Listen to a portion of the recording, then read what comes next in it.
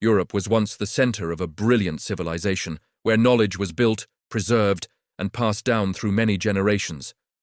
But there came a moment in history when nearly everything humanity knew about science, engineering, philosophy, and education was suddenly forgotten. Not because of a single catastrophe, but because an entire system collapsed. That was how Europe entered the period later generations would call the Dark Ages. Before the darkness fell, the Roman Empire was a symbol of order and knowledge. Stone-paved roads connected vast cities, solid bridges spanned rivers, and complex aqueduct systems delivered clean water to residential areas.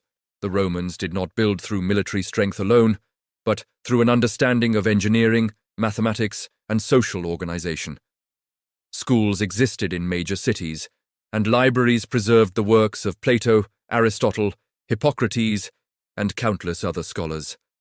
Rome was not merely a ruling empire, it was a network of knowledge that sustained all of Europe.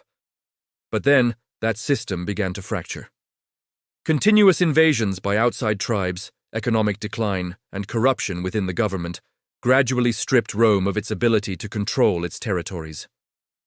When central authority collapsed, no one remained responsible for maintaining roads, schools, or libraries. Cities that had once thrived were abandoned, trade stagnated, and urban life, where knowledge flourished most strongly, slowly disappeared. The fall of Rome was not only the fall of an empire, but the disintegration of an entire system that protected knowledge. Knowledge did not vanish overnight. It died slowly, quietly, and painfully. Libraries that once held thousands of manuscripts were neglected, looted, or burned during wars. Books at the time were all handwritten on animal skins, extremely rare and expensive. When there were no schools, no teachers, and no demand for reading, these books became meaningless to most people. Gradually, illiteracy became normal. The knowledge that had once allowed the Romans to build bridges, aqueducts, and massive structures was forgotten. People lived among the ruins of a civilization they could no longer understand. When the last Roman city was abandoned, only an old man remained living in the ruined stone building that had once been a library. His name was Marcus. He had once been a scribe, a respected profession when Rome still existed. In the past, Marcus could read Greek and Latin fluently, and he knew stories about the stars, about the human body, and about how water was carried from high mountains down to the city. But now, no one needed that knowledge anymore. The wooden bookshelves in the library had rotted away. Wind blew through broken windows, scattering dust over books covered in mold. A group of strangers, those who had just taken over the city, entered the building. They looked at the books as they would look at useless objects. To them, they were nothing but dried skin and faded ink, not knowledge. Marcus tried to explain. Trembling, he pointed to an old manuscript and said that it contained ways to build bridges across rivers, ways to bring clean water so the city would not die of thirst. But no one understood what he was saying. They could not read.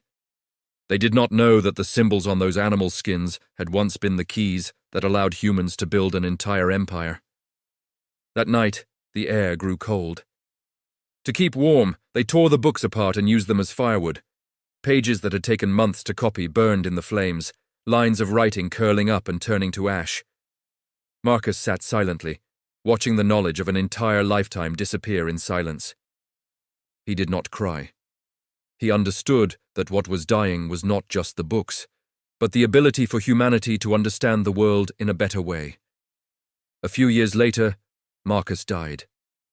The city no longer had bridges, no longer had aqueducts, and no one remembered that there had once been a library there. The children born afterward grew up among stone ruins, believing they were works of the gods, because no one any longer knew how humans had built them. Knowledge is not destroyed by thunder or great fires. It disappears when the last person who understands it is gone, and no one remains capable of recognizing the value of what has been burned. In that darkness, only a few places tried to preserve the remnants of knowledge. Monasteries and churches. Monks devoted their entire lives to copying books by hand, one line at a time, under the faint light of candles. But they could not, and did not wish to, preserve everything. Most of the manuscripts that were copied were the Bible and religious texts. Many ancient scientific and philosophical works were ignored, or even considered dangerous or unnecessary. While Europe gradually forgot its own intellectual heritage, in other regions, especially the Islamic world, scholars preserved, translated, and developed those very bodies of knowledge. Today, historians debate whether the Dark Ages were truly completely dark. Life continued, people still worked, fought, and created in their own ways. But it cannot be denied that this period marked a major setback in knowledge and education. Scientific thinking nearly vanished from everyday life. Technological progress slowed dramatically, and much of society returned to a basic level of survival. The light of knowledge did not go out entirely, but it became weaker and more fragile than ever before. The story of the Dark Ages is a warning. Civilizations do not collapse only because of war or invasion, but because knowledge is not protected and passed on. When people forget what their ancestors once learned, they are forced to start again, from the beginning. The history of Europe after the fall of Rome shows that knowledge is not something that exists forever. If it is not valued, preserved, and shared, even the brightest light of civilization can be swallowed by darkness.